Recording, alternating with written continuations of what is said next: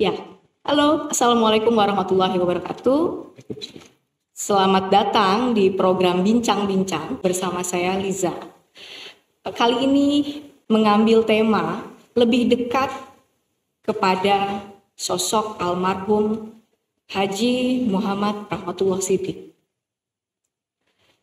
Haul bagi sebagian orang hanyalah merupakan ritual keagamaan biasa. Namun haul sejatinya juga adalah momen untuk mengenang sosok yang telah berpulang terlebih dahulu, dilihat dari keteladanan serta inspirasi yang ditinggalkan oleh sosok tersebut. Kali ini saya mendapatkan kesempatan yang luar biasa karena bisa berbincang langsung dengan 3 sosok yang juga sangat inspiratif, yaitu Bapak Haji Mulia Rahmatullah Siddiq, kemudian Bapak Haji Hamdan, dan terakhir Bapak Haji Abdul Malik. Ya, kita langsung saja. Ya, seperti kita tahu, haul itu bukan hanya momen untuk ritual keagamaan semata, untuk mengenang sosok yang tercinta yang telah berpulang terlebih dahulu daripada kita, tetapi juga mengenang keteladanan serta hal-hal yang inspiratif dari sosok yang telah berpulang terlebih dahulu. Kali ini saya tidak sendirian karena saya ditemani oleh 3 tokoh inspiratif juga. Yang pertama ada Bapak Haji Mulia Rahmatullah Siddiq sebagai keluarga anak beliau ya. Kemudian Bapak Haji Hamdan dan juga Bapak Haji Abdul Malik. Bagaimana Bapak kabarnya? Alhamdulillah setelah buka masker ya. Alhamdulillah ya, sudah kita tunggu-tunggu ya Pak 2 tahun gitu. Kita pengen bisa seperti ini, tapi alhamdulillah sekarang akhirnya justru terijabah gitu. Alhamdulillah. Amin ya rabbal alamin. Ya. Bapak ini kan spesial sekali gitu ya, spesial karena podcast kita kali ini dalam rangka mengenang sosok yang kalau buat saya sendiri asing gitu ya, karena saya belum mengalami, tidak pernah bertemu langsung dengan beliau, hanya sebatas membaca atau melihat testimoninya yang ada di media-media Radio Nusera. Nah, sekarang saya mau coba gitu ya, menggali lebih dekat supaya bukan hanya saya tetapi secara umumnya masyarakat Banten juga tahu siapa sih sosok pejuang pendidikan yang sampai akhirnya membuat sebuah yayasan berdiri semegah ini begitu Pak ya. Saya mulai dari Pak Haji Mulia deh ya. Karena katanya orang yang paling dekat dengan ibu, ayah itu pasti anaknya gitu kan. Nah, untuk Pak Mulia sendiri, saya pengen tahu sih Pak, sebenarnya sosok seperti apa almarhum Haji Muhammad Rahmatullah Siddiq itu? Terima kasih. Kali ini kesempatan untuk bincang-bincang Unsera Podcast. Temanya terkait dengan profil Ayahanda Haji Muhammad Rahmatullah Siddiq. Pertanyaannya sangat mendasar sekali. Figur seperti apakah Ayahanda Haji Muhammad Rahmatullah Siddiq? Saya bisa menjawabnya singkat dan juga bisa panjang. Tapi kalau nanti panjang, mungkin nanti ada Pak Malik, ada Pak Hamdan bisa meneruskan. Beliau itu, saya lebih sukanya ada satu kata buat beliau itu orangnya sederhana. Sederhana, kesederhanaan beliau itu ternyata menutupi kompleksitas dan kekayaan hasanah beliau dalam cara berpikir, kemudian dalam cara mengekspresikan kehidupan, dalam arti mengisi kehidupan. Jadi kalau misalnya saya melihat sosok orang yang gampang diabaikan, karena beliau tidak pernah mencari-cari apresiasi, kehormatan dan sebagainya. Kan ya apa ya, kalau bahasa dalam bahasa psikologi itu kan ada yang mendorong manusia itu ingin diakui, disamakan, diunggulkan. Saya kira beliau adalah sosok yang selesai dengan itu. Selesai sudah dengan tidak minta diakui, tidak minta disamakan, tidak minta diungguli. Dan saya melihat karakter seperti itu, beliau sudah sejak muda, sejak artinya ketika beliau berkontribusi kepada masyarakat, nilai itu yang beliau ambil. Sehingga mengekspresikannya sederhana saja. Kalaupun memang ada kesalahan manusiawi. Karena tadi beliau tidak perlu diakui, tidak perlu disamakan haknya dengan orang-orang, tidak perlu juga dianggap beliau unggul. Maka seringkali mengatakan beliau itu tidak perlu kita membuat sekolah ataupun lembaga pendidikan yang seringkali disifati dengan kata unggul. Nah, itu bisa kita maknai karena beliau adalah orang yang sederhana. Lalu kemudian kesederhanaannya itu akhirnya ada orang-orang di sekitarnya ingin bukan mempublikasikan, menjelaskan objektivitas seorang Rahmatullah Shiddiq itu bukan sesederhana itu begitu. Nah itu sih. Jadi saya akhirnya menangkap bahwa perlu ada bukan hanya kajian secara kalau dalam teori simbolik itu bukan hanya strukturalis, tetapi ada post strukturalis. Jadi ada sesuatu, ada beyond di belakang itu yang justru lebih kaya dari penampakannya. Gitu ya. Iya. Dan justru yang tadi Bapak bilang ya, dia nggak butuh diakui gitu. Beliau nggak butuh diakui, itu sebenarnya ketulusan beliau dalam dunia pendidikan. Nah, sejalan dengan itu, saya ingin tahu apa ekspektasi beliau terhadap pendidikan anak-anaknya. Apakah ada tuntutan seperti apa? Kamu harus S3, harus S2 atau bagaimana begitu? Baik. Karena orangnya sederhana dan tindakannya lebih banyak ketimbang ucapannya. Jadi sikap yang beliau sampaikan kepada kita, yang kita tangkap itu pembelajarannya berbentuk sikap. Jadi bukan lebih banyak mengatakan A, B, C dan sebagainya. Ketika beliau mengutip sebuah falsafah ataupun kata-kata yang bernas, itu beliau lebih ingin menyampaikan sesuatu hal itu di depan para mitra secara profesional gitu. Tetapi kalau di keluarga beliau menunjukkan sikap, kemudian kayak sholat berjamaah, sholat subuh itu wajib berjamaah, ya beliau sudah siap sholat subuh dengan semuanya. Kemudian juga membangun komunikasi, ada komunikasi yang itu saya juga ingat itu saat ketika saya juga masih TK. Itu beliau mengumpulkan setiap malam Jumat setelah baca surat Yasin bersama, hadiah kepada orang tuanya, kepada kakek nenek dan sebagainya. Lalu kemudian ditanya satu persatu, gimana hari ini, apa yang sudah kamu, itu dari anak pertama sampai terakhir saya ditanya. Nah, itu mungkin komunikasi antara ayah dengan anak. Dan ternyata memang teori itu setelah kita baca di literasi pendidikan, komunikasi itu justru bukan dengan ibu yang lebih banyak itu. Komunikasi itu dibangun justru ayah harus lebih banyak berkomunikasi dengan. Karena ibu sudah komunikasi sejak awal, sejak dini, sejak menyusui dan sebagainya.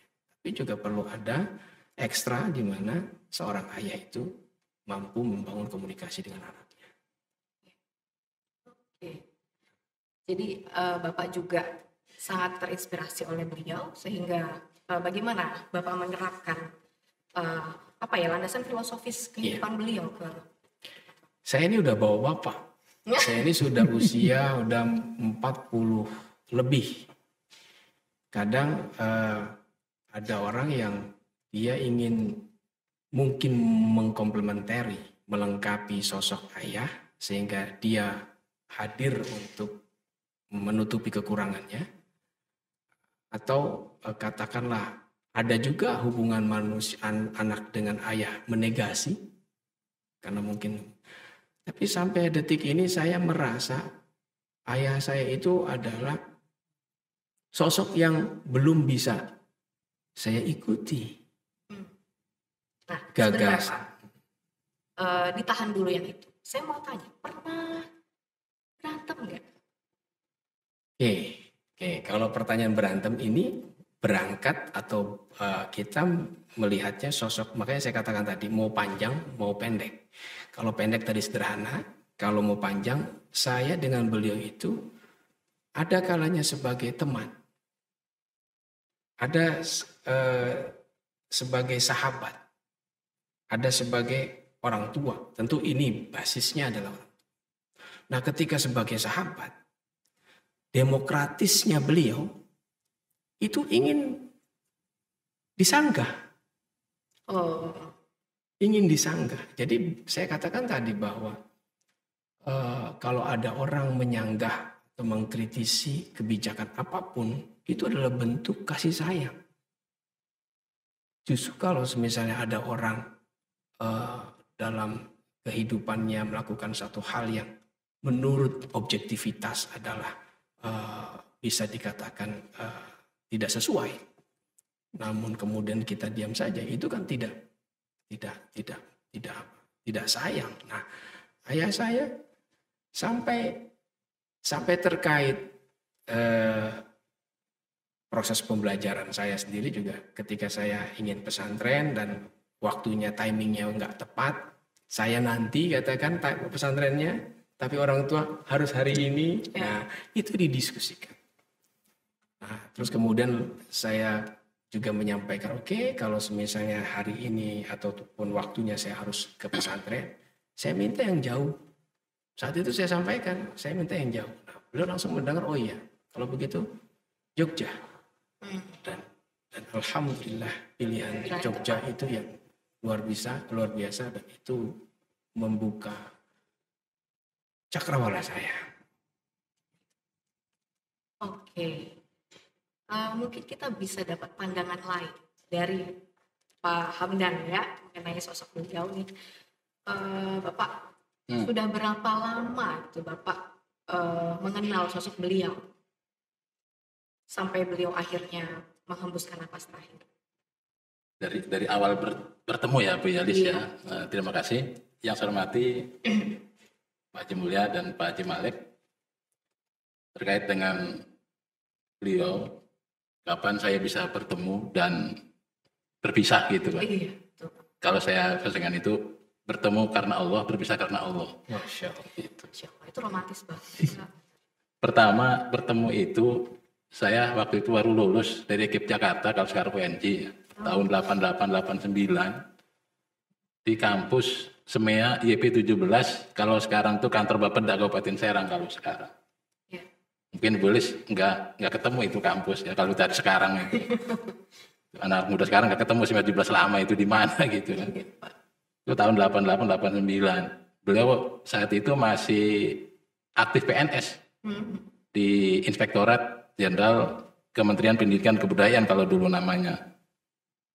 Saya masih ingat itu hari Sabtu. Beliau kan masih Sabtu kan libur ya. Saya cuma bawa lamaran masuk, alhamdulillah Senin suruh ngajar saya itu. Ketemu beliau itu. Udah Pak Hamdan langsung ngajar Senin katanya gitu. Alhamdulillah. Jadi pertemuan saya pertama itu tahun 88-89. Saya itu masih sangat-sangat junior, usia 22 tahun masih. 22-23 lah itu ya.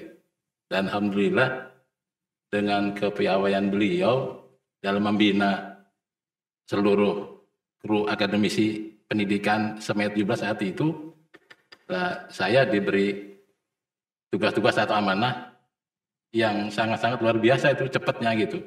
Karena beliau kan pakar manajemen juga ya, melihat orang itu luar dalam tuh bisa gitu. Dan tahun 90 saya diberi amanah pertama itu jabatan wali kelas, baru setahun 2 tahun itu. Setelah itu langsung dibebas tugaskan, saya itu 0 jam pada tahun 92-93 itu. Langsung menjabat pembina OSIS, kesiswaan langsung kepada wakil kepala sekolah gitu. Padahal saat itu masih usia masih belia itu saya itu. Masih belia Pak ya? Ya, masih usia di bawah 40 lah itu saat itu. Nah, terkait dengan tadi pertanyaan tentang apa tadi? Bagaimana sosok beliau? Sosok beliau, kalau saya perhatikan dari sejak pertemuan pertama sampai akhir gitu ya, satunya perkataan dan perbuatan itu yang sangat-sangat saya teringat sampai sekarang ini. Satu perkataan dan satu perbuatan. Contohnya apa? Terkait dengan dalam meningkatkan mutu pendidikan dan sebagainya gitu ya. Dulu namanya sekolah itu belum mengenal namanya boarding school atau pondok pesantren atau sekolah pondok pesantren, belum ada itu sekolah tahun era 80-90-an itu. Oh iya. Dulu itu. Tapi beliau di SEMEA 17 saat itu sudah mengajarkan terkait dengan keagamaan itu luar biasa. Sholat duha, kemudian sholat duhur berjamaah, sholat asar berjamaah. Jadi selama sekolah itu semuanya full berjamaah. Mengaji pada saat pembukaan PBN pertama, pembacaan Al-Quran itu. Itu yang religius dari beliau itu. Kemudian pelaksanaan upacara bendera, belum ada sekolah-sekolah lain sebelum bendera berkibar di atas tiang bendera itu membaca Al-Quran. Hanya di SEMEA 17. Itu terkait dalam hal pembinaan mental rohani, kedisiplinan dan lain sebagainya. Sekolah lain belum ada. Masa upacara baca Al-Quran ya. Di SEMEA 17 diterapkan itu. Itu sesuatu yang lebih luar biasa daripada yang lain. Pondok pesantren aja nggak menerapkan itu upacara sambil mengajar Al-Quran itu. Jadi sebelum mengerek bendera, pembacaan ayat suci Al-Quran itu di SEMEA 17 yang ada itu. Itu diantaranya dalam mengembangkan spiritualnya itu. Terus yang kedua terkait dengan spiritual tadi itu ya, saya tahu karena berapa lama, dari 889 sampai beliau 2005, dipanggil 2005 ya, berapa puluh tahun kan itu. Beliau ibadah yang saya tahu ya, kalau keluarga mungkin lebih tahu kan gitu ya, saya tahu karena lingkungan dinas kan. Itu 2 ibadah yang beliau laksanakan itu secara kontinu itu. Pertama salat duha, yang keduanya adalah puasa Senin Kemis. Beliau itu. Kan saya tahu persis kan gitu. Ibarat soheh, hadis soheh ini kan gitu. Langsung melihat kan gitu. Apakah ini yang akhirnya menginspirasi Bapak? Karena siapa yang nggak tahu di Unsira ini paham dan ini rajin sekali puasa, Senin Kemis, duha dan lain sebagainya. Di antaranya itu ilmu dari beliau itu puasa Senin Kemisnya itu tidak pernah tinggal gitu. Salat duhanya itu. Nah, makanya itulah sebagai inspirasi saya juga gitu. Itu nyata dari tentang mengenal sosok beliau itu gitu. Satunya perkataan dan perbuatan. Ya, dan tadi Bapak bilang katanya beliau memiliki manajemen yang baik gitu, yang baik. Bisa lihat luar dan dalam. Iya. Apakah itu istimewanya beliau, Pak? Ya, yang jelas keistimewaan beliau di situ, kecerdasan manajemennya di situ, gitu. Apa yang dikatakan oleh Pak Haji Mulya tadi itu, beliau adalah hidup sederhana. Memang saya betul.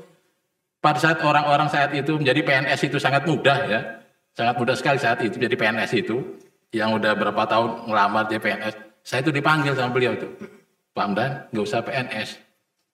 PNS itu kalau lurus nggak punya apa-apa. Kecuali kalau bengkok katanya gitu, baru punya apa-apa kan itu beliau begitu. Wah, saya terinspirasi juga.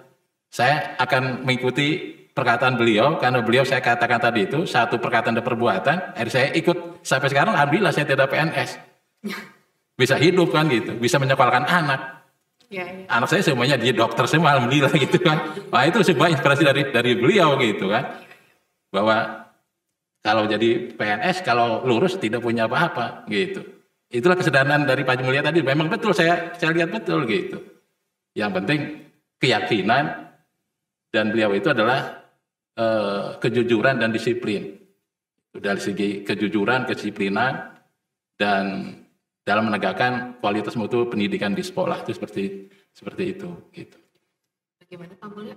Ditriangulasi benar gitu ya, maksudnya sosoknya tuh seperti itu gitu ya, sama nggak yang dipandang oleh Pak Hamdan dengan Bapak yang di keluarga? Biasanya kan gini Pak, ada sosok inspiratif besar, tokoh besar ya, ketika berada di luar rumah berbeda dengan di dalam rumah gitu loh. Nah, apakah yang Bapak rasakan juga sama seperti itu?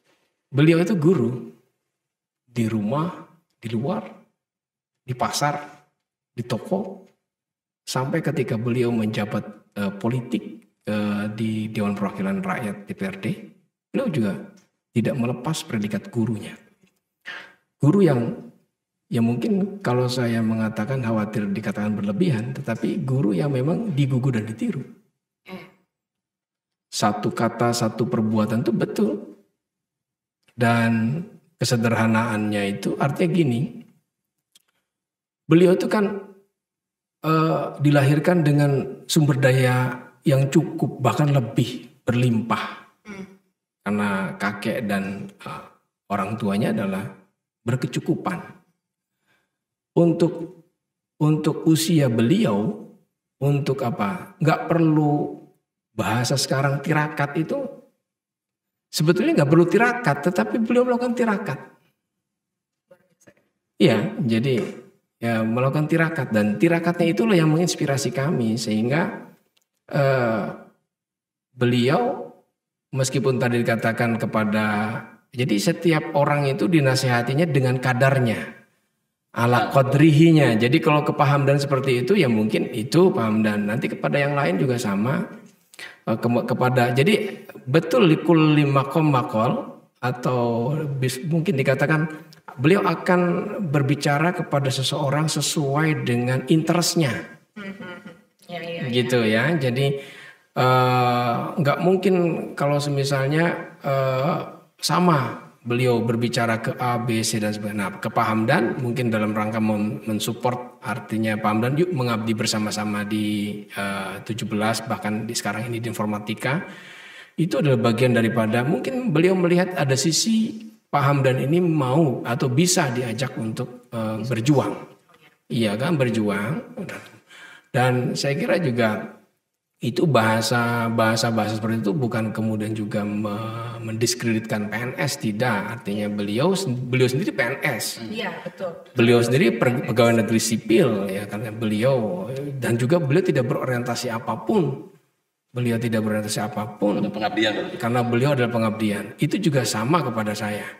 Kalau kamu mau mengabdi, saya izinkan kamu keinginan kamu untuk di Kementerian Luar Negeri saat itu. Di tahun 2003. Tapi kalau semisalnya pengabdian itu terganggu, ya lebih baik itu. Ya mungkin kalau bahasa ada sedikit emosionalnya, saya kira itu nanti bisa kita bicarakannya di next episode gitu ya, supaya artinya beliau melihat bahwa pengabdian kepada negara itu pengabdian. Dan sampai sekarang pun beliau mengabdi kepada negara, sampai akhir hayatnya, sampai akhir, dan sampai sekarang mungkin ya saya katakan sampai sekarang. Karena apa? Ternyata niatul mukmin khairun min amali. Niat beliau ingin menciptakan perguruan tinggi yang representatif, yang bisa diakomodasi oleh masyarakat Banten. Ya, beliaunya sudah wafat, tapi cita-citanya terus berjalan. Nah itu kan bukti kalau orang baik itu seperti itu, kata Pak. Nah makanya mudah-mudahan kita juga melanjutkan niat cita-citanya, sehingga ketika kita wafat, ketika kita sudah tidak ada, juga terus dilanjutkan oleh yang ada gitu. Penerus. Oke. Satu nih Pak, ke Pak Mulia. Kenapa komputer yang beliau pilih sih Pak? Oh iya, itu juga yang pernah disampaikan kepada saya, bahwa saat itu melihat beliau memang kalau meminjam bahasanya Prof. Tihami kepada saya menyampaikan, beliau tuh aheng-aheng katanya, aneh. Oh ya. Orang yang aneh katanya. Saya sendiri belum terfikirkan untuk itu di tahun itu katanya. Kata Prof. Tihami yang rektor menjabat 2 periode menyampaikan seperti itu kepada saya. Dan komputer itu adalah, beliau sederhana menafsirkan bahwa ada sesuatu yang akan terus langgeng, yaitu informasi. Medianya saja yang akan berganti. Tapi informatika adalah sarana yang memang human. Dia manusiawi, karena kalau manusia sendiri dikatakan hayawanun natid, manusia hewan yang bisa berbicara itu dalam mengartikulasikan makna, ya kan? Dan informatika saat itu pemilihannya komputer karena media saat itu yang beliau lihat, dan ini sebuah kemajuan manusia. Kalau katakan mungkin berarti beliau sudah berpikir bahwa itu pada era revolusi industri 3.0. 3.0 ya. 3.0. Ya, saat itu beliau melihatnya bahwa komputerisasi itu adalah bagian daripada perubahan generasi ketiga, dan memilih itu, kemudian juga memilih bahasa Inggris, matematika yang menjadi ekonomi. Nah itu. Dan beliau mengatakan alumni pesantren teman-teman ayah, teman-teman papap, beliau mengatakannya papap, itu sudah banyak yang berorientasi pada pengajaran diniyah, agama. Jadi, dan menjadi kegelisahan beliau juga ketika dulu tahun 60-an di pasar itu masyarakat pribumi masih jarang di pasar itu yang menjual dan sebagainya. Dan itu juga terinspirasi, akhirnya ekonomi menjadi pilihan. Maka waktu itu dikatakan oleh gurunya, katanya, Rahmatullah ini bikin sekolah Budam. Budam itu Buddha Islam. Karena kebanyakan orang yang bergerak di ekonomi itu teman-teman kita etnik Tionghoa yang beragama Buddha gitu kan. Dan memang piawai mereka di bidang ekonomi. Nah kalau ini Pak Rahmatullah ini menggabung antara Buddha dan Islam. Nah akhirnya makanya tadi ada bahasa selalu menginisiasi, kayak ada kegiatan pengajian, bukan tidak ada boarding school, maksudnya belum ada kegiatan-kegiatan yang serupa yang dilakukan oleh sekolah non asrama atau berbasis pesantren. Sekolah umum itu kebanyakan belum terfikirkan untuk berjilbab, menanamkan itu, terus kemudian ada baca Quran di upacara dan sebagainya. Beliau selalu melakukan lebih awal gitu. Ya. Pionir ya Pak ya. Nah, sama seperti yang saya baca juga di buku ini, bahwa katanya memang beliau dari Cilegon terus kemudian pindah ke Ciracas. Ciracas terus kemudian ke Kota Baru dulu, ke Ujon. Oh. Jadi beliau itu juga, nah lagi-lagi nih, kalau bicara beliau sekolah itu kan sebetulnya kalau orientasinya ekonomi, jadi making money, beliau sudah bisa.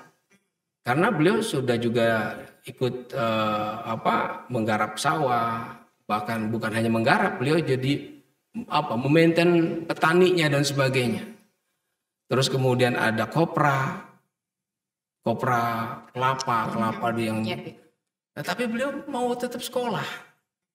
Dan lucunya juga, bukan lucu dong, ini menjadi sebuah inspirasi. Di Serang itu belum ada SMP Pak Malik. Lebak. Yang ada dulu di Lebak. Malah yang lebih dulu di Lebak. Dan saya sempat bertanya bahwa ternyata di Lebak itu yang mendirikan sekolah SMP dan SD SMP itu malah uak-uak dan kakek nenek kami di Lebak sebagai perintis untuk mendirikan sekolah. Nah, jadi lulus sanawiyah di Al-Khairiyah Cilegon. Cilegon. Biasanya teman-temannya itu langsung melanjutkan ke SMA, tapi nggak ada SMA waktu itu, belum ada. Di Budi Utomo juga belum ada waktu itu beliau. Makanya beliau ke SMP. Jadi SMP-nya 2 kali, Sanawiyah 3 tahun di Al-Heria, SMP di Lebak. Lalu baru kemudian beliau ke SMA 1 Budi Utomo Jakarta. Budut. Alumni Budut beliau itu. Siapa yang nggak tahu Budut? Siapa yang nggak tahu Budut? Dan hampir semua orang-orang Budut. Nah, ada yang mengikuti jejak beliau ke Budut itu ada Pak siapa ya? Herman Saren, bukan? Pak Herman Saren. Pak Herman Saren mah seangkatan kalau nggak salah beliau. Kalau nggak salah Pak Herman Saren itu seangkatan. Jadi SMA 1 belum ada di Serang. Iya, ya. Belum ada sekolah. Belum ada sekolah. Oke, Pak. Nah, saya mau menuju ke narasumber berikutnya. The last man ya. Karena ternyata pada saat kita berbincang, oh iya ya, Bapak cukup banyak tahu gitu loh. Iya, banyak tahu ya. Saya mau menunjukkan dulu kamera. Jadi ini ada 2 buku, yang satu memoir, Mengabdi untuk Pendidikan, lalu ada Berkhidmat untuk Negeri. 2 buku ini sama-sama ditulis oleh yang ada di samping saya. Kapan lagi gitu kan Pak? Nah, saya pengen tahu Pak ceritanya gitu loh. Ceritanya gimana kok tiba-tiba Bapak bisa terlibat dalam penulisan buku? Menulis 2 buku itu ya cukup membutuhkan energi yang panjang, apalagi menulis biografi yang sosoknya sendiri sudah nggak ada gitu. Pasti ada kesulitan dan lain. Tapi yang pertama dulu Pak, bagaimana Bapak bisa tiba-tiba terlibat gitu? Terima kasih. Dari mana tiba-tiba terlibat? Pertanyaan yang sulit untuk dijawab sebetulnya. Saya pertama kali mengenal, ini qadarullahnya saya mengenal berkenalan dengan Pak Haji Mulya itu tahun 2007 kalau nggak salah Pak Haji. 2007 waktu itu saya belum gabung di Unsera, masih menjadi wartawan dan kebetulan saya punya mertua dan mertua itu adalah sahabat beliau, sahabat almarhum ketika sama-sama menjadi anggota DPRD Pak Haji. Iya. DPRD. Jadi saya ketemu dengan Pak Haji Mulya itu ketika Pak Haji Mulya beserta dengan Pak Rizky itu takziah ke rumah mertua. Dari situlah kemudian kami berkenalan, sering diskusi dan lain sebagainya gitu kan. Dan karena memang beliau mungkin melihat saya sebagai wartawan, ada potensi untuk menulis, saya kemudian ditugaskan untuk menulis awalnya itu biografi. Tapi saya melihat biografi itu terlalu kompleks persoalannya, sementara saya juga punya kelemahan. Kelemahan yang paling utama itu adalah saya tidak pernah bertemu dengan beliau semasa hidupnya. Ini kesulitan yang paling krusial ketika menulis buku semacam memoir atau biografi itu kan. Tetapi buat saya ini adalah sebuah kesyukuran sekaligus surprise sebetulnya. Kenapa? Karena ketika saya jadi wartawan, itu nama beliau itu sering disebut juga di media massa itu Pak. Terlebih waktu itu masih dalam kontestasi pemilihan gubernur pertama. Jadi ada begitu banyak tokoh yang mencalonkan diri sebagai gubernur ataupun wakil gubernur gitu kan. Karena euforia masyarakat Banten luar biasa gitu kan. Nah sayup-sayup itu muncul nama beliau. Haji Muhammad Rahmatullah ikut mencalonkan. Kalau tidak wakil gubernur Pak. Gubernur ya. Dan dapat suara dari Golkar. Dapat suara dari Golkar. Saya kebetulan waktu itu sebagai redaktur pelaksana di salah satu koran di Banten gitu ya. Dan sebetulnya juga punya kesempatan untuk bisa mewawancarai beliau gitu kan. Kenapa? Ya tentu saja tugas wartawan adalah wawancarai apa visi dan misinya dan lain sebagainya gitu kan. Tapi dari sekian banyak tokoh itu yang terlewatkan adalah beliau. Beliau gitu. Jadi kan. Jadi penyesalan sekarang. Penyesalan. Itu satu hal itu ya. Satu hal, jadi saya tidak punya kesempatan juga ketika jadi wartawan untuk melakukan wawancara dengan beliau. Karena pasti wartawan pasti akan mengorek apa sih yang melatar belakangi misalnya seseorang itu ingin menjadi gubernur dan lain sebagainya, pasti ada motivasi itu. Tapi sayangnya gitu kan, momentum itu hilang begitu saja. Sampai kemudian satu waktu mertua saya mengingatkan saya untuk melakukan silaturahmi ke almarhum. Jadi saya disuruh untuk datang ke rumah beliau gitu kan, ke rumah almarhum. Tapi lagi-lagi momentum itu juga terlewatkan begitu saja sampai kemudian akhir hayatnya saya tidak sempat untuk bisa bertemu dan melakukan wawancara gitu kan dengan beliau. Meskipun kemudian saya juga banyak mendengar gitu kan dari visi dan misi yang muncul di koran itu luar biasa beliau. Kenapa? Spirit kecintaan terhadap Banten, terutama terhadap dunia pendidikannya luar biasa. Jadi akhirnya saya tahu gitu kan, sebelum ditugaskan menulis buku, saya tahu itu kan dari hasil wawancara teman-teman wartawan ada satu hal yang kenapa beliau mau mencalonkan diri sebagai gubernur. Kenapa? Karena ingin melihat Banten itu bisa menyamai provinsi-provinsi yang sudah lebih dahulu ada dan sudah maju. Kenapa? Banten punya begitu banyak potensi, hanya karena memang kondisinya dipinggirkan atau terpinggirkan akhirnya menjadi terkebelakang gitu kan. Nah, spirit beliau sebetulnya adalah apa? Ingin ada kampus yang memang punya reputasi di Banten, dan alhamdulillah terwujud dengan Unsera ini. Makanya saya jujur dari situ punya keinginan kuat untuk mengeksplor lebih lanjut tentang pemikiran beliau. Nah, alhamdulillahnya keinginan itu terkabulkan karena itu berkat silaturahmi dengan Pak Haji Mulia. Pak Haji Mulia memberikan tugas itu sehingga ini tanpa banyak ketika dapat tugas itu saya langsung mengiyakan, bismillah saya akan coba lakukan itu, meskipun itu juga dikatakan itu penebusan dosa, oke lah gitu kan, itu bagian dari penebusan dosa gitu kan. Itu bukannya Pak Malik sendiri yang bilang ke saya, jadi bukan saya, jadi beliau mengatakan, Pak Haji alhamdulillah ini juga bagian daripada wasilah menebus dosa. Nah, berarti belum bertemunya gitu. Iya. Karena kenapa saya harus katakan dosa? Karena bagaimanapun beliau orang tua. Juga orang tua dan wajib anak muda untuk datang ke orang yang lebih tua gitu kan. Dan saya abai soal itu gitu kan. Tapi oke lah gitu kan. Nah, saya ingin kembali ke persoalan buku. Nah, jadi akhirnya saya memahami tentang kenapa harus menulis buku itu. Jadi saya dapat tugasnya itu sebetulnya untuk merangkum kembali puzzle-puzzle tentang beliau di masa lalu yang sudah mulai bukan hilang ya, sudah terpisah ya. Rentetan sejarahnya dan lain sebagainya. Sementara beliau adalah sosok yang memang penting saya kira untuk kita publikasikan, kita bumikan ide-idenya, gagasan-gagasannya, terutama spirit bagaimana kita harus menjadi orang Banten yang memang punya kompetensi melalui pendidikan misalnya seperti itu. Apalagi di era modern seperti ini. Apalagi di era modern. Hanya kesulitannya adalah gini. Di masa lalu kan dunia internet baru tumbuh-tumbuhnya, sehingga belum ada jejak digital beliau. Nah, itu kesulitan saya. Jadi kesulitan pertama, saya tidak pernah bisa wawancara beliau. Yang kedua, kemudian saya tidak menemukan jejak digital beliau. Yang ada paling itu saja Pak Haji. Pencalonan itu pun juga sangat terbatas itu kan. Nah, yang kedua adalah beliau itu wafat di usia 80-an ya. Enggak 75.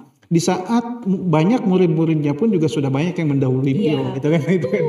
Terus kolega-koleganya juga yang seangkatan juga sudah mulai sedikit gitu ya karena usia dan lain sebagainya, sehingga saya kesulitan untuk menemui orang-orang yang memang yang masih punya daya rekam kuat tentang siapa dan bagaimana beliau kiprahnya gitu kan. Nah itu. Tapi syukurnya alhamdulillah karena memang penulisan buku ini mendapat ada waktu sampai setahun, saya bisa melakukan wawancara, meskipun jujur itu juga ada keterbatasan. Jadi sampai ini setahun nih Pak? Setahun prosesnya dari 2007 pertengahan sampai dengan 2008, kemudian terbitnya 2009 gitu kan. Dan saya tidak berani mengatakan itu biografi, tapi lebih kepada memoir. Jadi apa yang disampaikan oleh Pak Haji Mulia, apa yang disampaikan oleh Pak Hamdan, juga oleh teman-teman almarhum, termasuk ibunda saya juga adalah murid langsung beliau gitu kan di Semea gitu kan. Jadi tugas saya sebetulnya merangkum dan mendokumentasikan butir-butir pemikiran yang saya kira juga sampai dengan sekarang visi dan misi beliau tentang apapun terkait dengan kehidupan beliau, tentang Banten, tentang pendidikan, tentang next time mau ngapain gitu kan. Tugas saya adalah mendokumentasikan itu, dan Saya kira sampai dengan saat ini pun juga masih penting untuk kita bumikan. Ya. Kenapa? Karena kalau saya katakan beliau itu lahir melampaui zamannya. Tadi itu seperti tadi itu kenapa harus komputer? Kenapa nggak yang lain? Di saat orang Banten belum mengenal komputer, tapi beliau sudah mengenalkan tentang komputer. Di saat lembaga pendidikan umum belum mengenalkan waktu upacara membaca ayat suci Al-Quran, beliau sudah mengenalkan. Artinya Pak, beliau lahir melampaui zamannya. Dan saya kira kita bersyukur punya sosok beliau, bukan hanya untuk Unsera, tetapi juga untuk Banten. Untuk Banten, seperti itu. Oke, kalau Bapak Hamdan, ada momen yang paling sampai sekarang masih diingat gitu, yang terkena apa? Momen hidupnya ya, yang kebersamaan dengan kita ya. Iya betul, kebersamaan dengan beliau yang sampai sekarang masih terkena. Yang ternyata yang tadi saya katakan tadi itu satunya perkataan perbuatan itu sangat ternyata sampai sekarang gitu ya, nggak bisa, karena sekarang ini kan sangat miskin kita mencari sosok yang demikian gitu. Lebih-lebih dari reformasi ini kan, perkataannya demikian, perbuatannya wah tidak sesuai. Berbanding terbalik gitu. Terbalik gitu. Ini sangat-sangat langka di era reformasi ini. Maka itulah beliau itu sangat-sangat, seandainya masih ada menyaksikan era reformasi ini, Masya Allah gitu ya. Gitu. Kemudian terusan yang paling teringat pada diri saya hidup masih ada Pak Nijib. Pada saat itu saya disuruh kuliah lanjut, studi lanjut S2. Ya. Bayangkan aja boleh, baru semester 1, ujian semester kedua, saya udah ditanya. Kapan lulus? Wisudanya kapan Pak Hamdan? Wah, itu teringat sampai sekarang tuh. Bukan kapan ujian sih, kapan wisudanya, saya akan hadir. Alhamdulillah, coba baru semester 1, agar cepat selesai itu. Saya akan hadir. Dan terbukti itu pada saat wisuda tahun 2004 hadir di Taman Mini ya Pak Bang Nijer ya. Beliau hadir. Bukti fotonya juga saya bawa ini. Oh, Masya Allah. Hadir beliau. Itu waktu semester pertama ngomong begitu beliau. Waktu ujian semester pertama udah selesai, Pak Hamdan kapan wisuda kan? Wisuda bukan ujian semester kedua berikutnya. Kapan wisudanya? Bapak kan hadir. Dalam batin saya, apa iya nih Bapak ini gitu kan? Mau hadir wisuda saya gitu kan? Ternyata betul hadir. Iya, makanya yang saya katakan tadi itu satu perkataan perbatu seperti itu tuh. Salah satu kesimpulan akhir saya itu. Betul beliau ini. Saya akui kalau saya punya jempol 4 bisa angkat semua, saya angkat semua jempol 4 gitu. Gitu. Jadi karena 2 ya bisa 2 aja gitu kan. Yang jempol di bawah kan bisa diangkat gitu. Kalau bisa diangkat, angkat semua untuk beliau gitu. Semoga dipadamkan alam kuburnya gitu. Itu aja. Betul luar biasa. Kalau Pak Mulya sendiri, nasihat beliau yang sampai sekarang masih terngiang, khususnya untuk Bapak ya. Ya. Saya ingin mengatakan sebelum ke situ ya, bahwa ayah sosok Papap itu kalau nanti dikonfirmasi oleh Pak Malik, semua anaknya mengatakan dekat. Itu yang saya kira ini juga perlu disuri tauladani, sehingga tidak ada merasa anak itu didiskriminasi. Jadi semua 8 itu merasa semuanya dekat. Dan itu meskipun saya terakhir ketemu lagi itu setelah dari Mesir tahun 2000 sampai 2005, tapi itu juga komunikasi tetap ya melalui telepon di Mesir dan sebagainya. Nah, kalau untuk nasihat kepada saya, nasihat itu banyak sekali dan itu disesuaikan dengan usia. Kalau yang lifetime ya, artinya itu ketika usia itu kemudian juga sampai sekarang masih bahwa jangan pernah melupakan proses, meskipun itu harus ditunda. Ya, jangan melupakan proses meskipun itu akan menunda waktu maksudnya. Itu substansinya. Tapi kata yang saat itu beliau sampaikan, meskipun kita harus mundur 1, 2, 3 langkah ke belakang, tapi insya Allah itu bisa akan menjadi ancang-ancang ribuan langkah. Jangan melupakan proses, meskipun itu harus mengambil waktu. Ya, meskipun itu jadi dalam sekali maknanya. Artinya bahwa sesuatu itu memang harus sesuai dengan nalar dan logikanya. Kebetulan saya ini pencinta rasionalitas filosof, tetapi juga pencinta karomahnya para wali. Nah itu memang kalau dikonvergensikan memang ada semacam ketemunya berbentuk irfani. Jadi ada keilmuan yang sifatnya memang terbentuk karena kedalaman spiritualitas. Dan ada yang memang pengertian ataupun pengetahuan terbentuk karena kedalaman pikiran. Saya karena bukan ahli mereka, maka saya hanya pencinta mereka. Pencinta yang merasionalitas yang sangat mendalam dan pencinta orang yang spiritualitasnya mendalam. Yang satu menghasilkan pengetahuan, kebijaksanaan, yang satu menghasilkan kemuliaan atau karomah. Jadi kalau saya melihat almarhum, ya satu sisi beliau rasionalitasnya tinggi, tapi di satu sisi beliau juga mengajarkan bahwa ada doa-doa yang harus juga didawamkan. Tempuhlah itu juga dengan spiritual. Maksud saya tadi itu, kenapa beliau jangan melupakan proses, meskipun itu mengambil waktu. Waktu ini mungkinlah yang kadang-kadang rasionalitas ini belum bisa menjawab.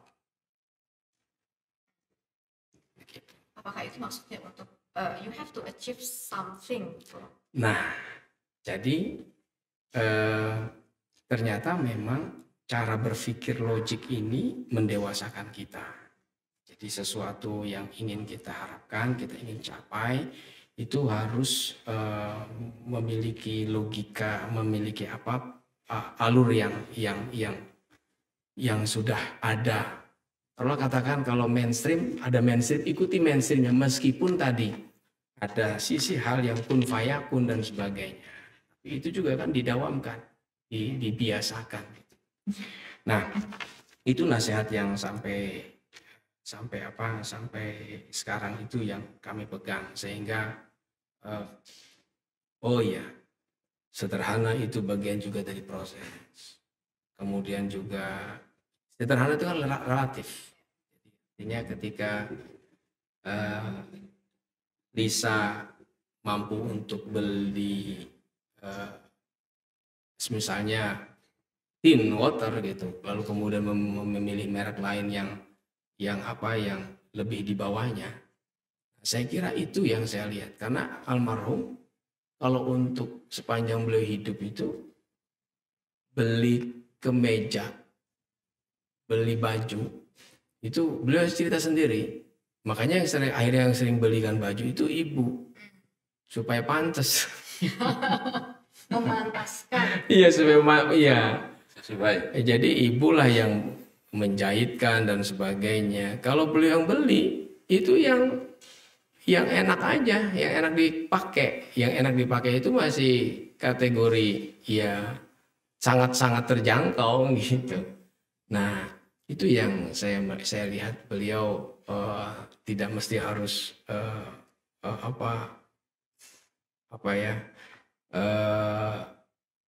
merek yang ya zaman dulu juga sudah ada yang namanya brand itu kan gitu. Karena waktu itu beliau juga ketika jadi anggota dewan ataupun ketika jadi pimpinan dewan pernah mengupayakan untuk bisa pakai jas semuanya. Jadi dulu itu pakai jas semua itu menjadi satu yang wah, nggak seperti sekarang. Sekarang orang pakai jas biasa saja. Nah dulu itu jas itu luar biasa. Sampai ada ada yang pakai bahan katun Jepang, ada katun ini dan sebagainya, sampai tahu detail. Nah itu berarti sangat mengapresiasi nilai sebuah produk yang dihasilkan oleh manusia. Gitu. Itu sih saya kira akhirnya ya saya pegang itu dan saya bersama-sama teman-teman Pak Hamdan, Pak Malik, kemudian juga yang lain, terutama juga kakak juga ikut mensupport, ibu terutama ibu mendoakan terus ikhtiar kita, sehingga hari ini ya kalau saya melihat ya hari ini Unsera sudah sesuai dengan zamannya, meskipun terus jangan ada adaptif gitu ya, adaptif. Oke. Kembali lagi ke Bapak. Ketika proses penulisan buku member ini, apa sih yang Bapak temukan?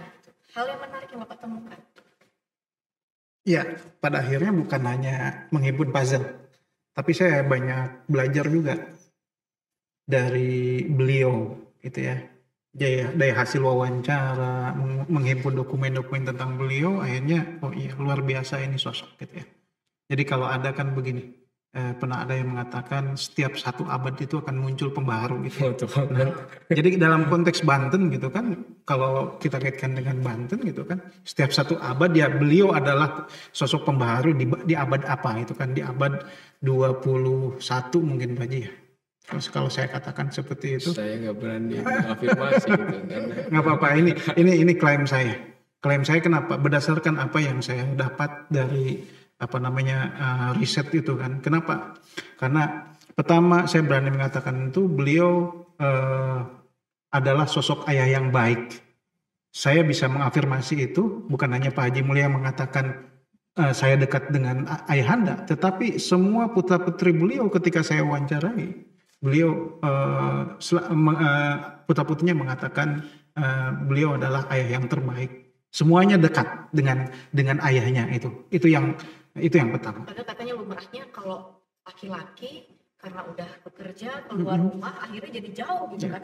Tapi faktanya enggak. Faktanya semuanya begitu mengatakan papap adalah orang yang paling dekat dengan saya. Semua putra-putrinya mengatakan begitu. Artinya Pak, luar biasa ini sosok orang tua yang memang beliau dalam perspektif sosiologis kan, kalau katanya teori Max Weber itu adalah beliau punya tindakan sosial. Tindakan sosial adalah tindakan yang memang berdasarkan kesadaran yang memiliki makna. Bukan hanya untuk dirinya tapi juga buat orang lain. Makanya saya katakan kenapa menjadi pembaharu gitu kan, katakan semacam itu. Beliau bukan hanya sebagai orang tua, tapi beliau juga sebagai pejuang kemerdekaan dan Turil. Beliau mengangkat senjata gitu kan. Kenapa? Itu juga tindakan sosial buat apa? Beliau ingin terbebas dari penjajahan, gitu kan, seperti itu. Sudah punya kesadaran etis semacam itu, gitu kan. Yang kedua, beliau juga sebagai sosok guru yang baik. Kalau bukan guru yang baik, tidak akan ada Pak Hamdan ya. Tidak ada sekolah-sekolah yang memang beliau rintis. Barangkali juga tidak ada Untirta karena beliau adalah salah satu pendiri Untirta. Tidak ada Unsera, bahkan juga UPI Banten, beliau juga menjadi salah satu founding father semacam itu. Artinya beliau adalah guru yang baik. Beliau juga adalah sosok birokrat yang baik. Karena pas sampai dengan menjadi PNS luar biasa, pengabdian beliau yang saya tahu mulai dari Solo, Pak Haji mulai. Ya, Solo mengajar sampai kemudian jadi asesor inspektur di Inspektur Jenderal di Kementerian Pendidikan di bagian inspeksi ya. Luar biasa kan maksud saya. Terus yang ketiga, beliau juga menjadi sosok anggota legislator yang saya menemukan dokumennya tidak ada rekam jejak yang jelek selama beliau menjadi anggota DPRD. Bahkan beliau juga sempat ditawari waktu itu kenapa wakil ketuanya meninggal waktu itu ya. beliau yang ditunjuk oleh koleganya untuk menjadi wakil ketua. Tapi beliau dengan santun mengatakan masih ada, biarkan pleno. Barangkali ada yang lebih tepat dibanding saya. Tapi akhirnya pleno memilih beliau. Nah, itu seperti itu. Betapa beliau itu tawadu gitu. Nah, saya menemukan itu gitu kan. Di balik saya menuliskan itu kan kemudian proses menulis itu kan juga memaknai. Ini luar biasa sosok ini yang saya berani mengatakan, makanya di buku yang kedua ini berkhidmat. Itu kalau nggak salah namanya Kiai Haji Amin Jasuta. Beliau sekarang yang jalan Kiai Haji Amin Jasuta itu sahabatnya beliau. Jadi Kiai Haji Amin Jasuta itu wakil ketua DPRD. Waktu itu kalau nggak salah gotong royong ya, si gotong royong. Ya. Lalu kemudian wafat. Sebelum wafat itu ketika sakit, saya minta Pak Rahmatullah yang gantikan ditunjuk saya. langsung beliau. Dijawab sama beliau, biar nanti di paripurna atau pleno lah bahasanya di rapat. Akhirnya rapat, setelah rapat ya menunjuk beliau jadi wakil ketua. Satu lagi Bu Liza, satu lagi yang banyak orang yang tidak tahu, bahkan orang yang selama ini terlibat dalam pembentukan Provinsi Banten. Jadi syariatnya gitu kan, Provinsi Banten itu terbentuk gitu kan, diawali beliau pada masa 68. tahun 60-an. Ketika beliau menjadi salah satu sekretaris pembentukan Provinsi Banten. Jadi kalau tidak diawali di masa lalu, mungkin Provinsi Banten belum ada gitu kan, atau nggak tahu adanya kapan gitu kan, seperti itu kan. Berbeda lagi ceritanya gitu ya Pak ya. Berbeda lagi sebetulnya beliau juga spiritnya hanya ingin ada perguruan tinggi negeri. Betul. Di Banten. Tidak ada ambisi apapun. Beliau ingin ada sekolah negeri, sekolah tinggi maksudnya. Karena beliau mengatakan kenapa kalau memang harus provinsi, kenapa di Purwokerto itu ada, itu kan bukan kota provinsi, itu kabupaten kota gitu kan. Itu sih, jadi beliau juga ingin supaya kalau betul memang sampai sekarang ini kan pendidikan masih dianggap cara paling efektif untuk mendongkrak perekonomian, pembangunan manusia dan sebagainya. Ya, dan beliau bisa dikatakan sebagai pejuang kemerdekaan yang sesungguhnya pada saat zaman modern ini kan terbebas dari kebodohan, imbesil. Kan? Oke, Pak, ini sebelum kita closing, saya mau dari Pak Hamdan 2 kata untuk almarhum. Sebelum 2 kata, ada 5 kata dulu ya. Oh ya. Iya, makanya pasti banyak ingin menyampaikan sesuatu tentang beliau. Iya. Silakan. Jadi beliau itu kan hidup di 3 zaman. Iya. Zaman prakemerdekaan, Orde Lama, Orde Baru, bahkan Orde Reformasi. Reformasi beliau tahu. 4 zaman. 4 zaman betul. Nah, itu sebuah hidup yang maha lengkap gitu ya, merasakan seluruh kehidupan berbangsa dan bernegara gitu. Terus terkait dengan sosok pejuang tadi itu, dari Pak Haji Mulya atau Pak Haji Malik tadi itu ya, tidak hanya sebagai guru, ya sangat saya sulit membayangkan gitu ya, karena beliau itu selalu mengajarkannya itu kepada saya terutama dan pada teman-teman seluruhnya saat itu di SMIA 17, kejujuran dan disiplin. Disiplin. Dan sekarang sudah terkikis kayaknya itu di era reformasi ini, kejujuran disiplin. Contoh saat dalam menyusun anggaran RAB apa gitu ya, lomba apa. Kebetulan saya sebagai wakil kepala sekolah atau kesiswaan, kami menyusun kaitan anggaran-anggaran. Pak Hamdan, buat laporannya. Siapa? Saya buat laporan kan gitu. Ada saldonya Pak. Wah, saldo sekian. Ini ada nggak uangnya? Ambil, ada Pak. Di bendahara, bukan saya sebagai ketua kan di bendahara. Ternyata uang saldonya itu buat insentif bikin laporan dan struktur dan sebagainya. Jadi kembali kepada panitia. Jadi sesungguhnya beliau itu kalau sudah kejujuran, disiplin dalam penggunaan anggaran dan sebagainya, ya kembali kepada kita. Gitu. Itu diantaranya beliau itu dalam hal memberikan pendidikan pengajaran baik kepada kita semua ya dalam organisasi, dan juga kalau keluarga tadi kan dari Pak Haji Mulya ya yang mewakili secara keseluruhan ya, lahir batin ya ibaratnya gitu. Dan itu sosok beliau itu sangat luar biasa begitu dalam membina dan mendidik organisasi, terutama di SMIA 17 saat itu, dan juga di AMIK ya, AMIK Serang, dan juga berdirinya Yayasan Pendidikan Informatika sampai kepada Universitas Serang Raya. Itu sangat luar biasa gitu sebagai pendiri. Mudah-mudahan Unsera sendiri ini menjadi wadah namanya untuk cetak generasi-generasi yang jujur, disiplin, dan seperti tadi Pak Malik bilang, muncul satu sosok ya dari sini juga. Oke. Jadi 2 katanya apa Pak? Bisa menggambarkan sosok beliau. Kita harus melanjutkan perjuangan beliau sampai darah tip penghabisan kita ada di Indonesia Raya ini. Oke. Itu saja barangkali. Iya. Kedua kayaknya kurang. Jadi lebih. Iya. Pak Malik, 2 kata yang menggambarkan beliau.